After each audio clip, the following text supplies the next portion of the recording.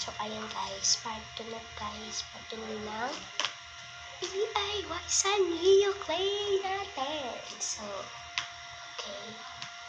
Diba, ayun, diba may color naman ng purple, red, yellow, at saka green, diba may color naman dito sa Sanrio.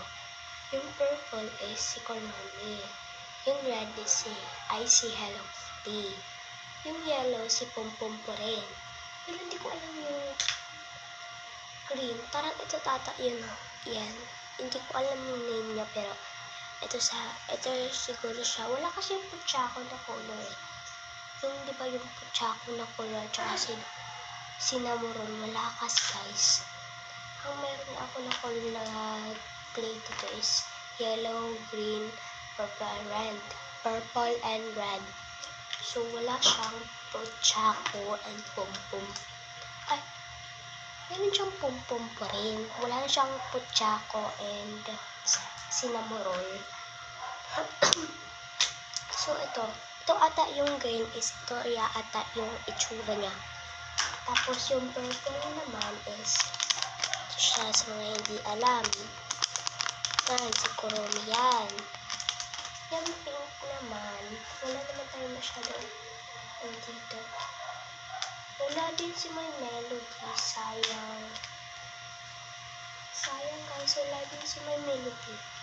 Dalawa na lang kasi yung naapasan ko guys eh. Dalawa na lang yung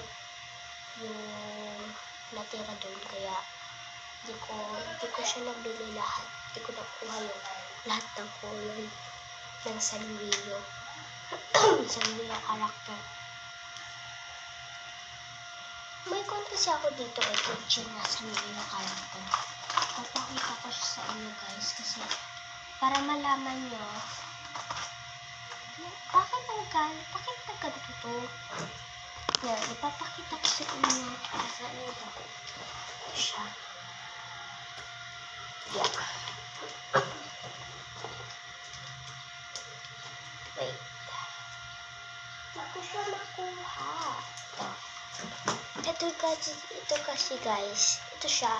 Yung character ng Sanrio character. Huwag nyo lang itong isipin guys kasi sa Disneyland to. Disney Princess yan sila. Yan. Dito kasi guys, may Melody, Cinnamoroll, Kuromi, Hello Kitty, Pompom po rin, Puchako. So,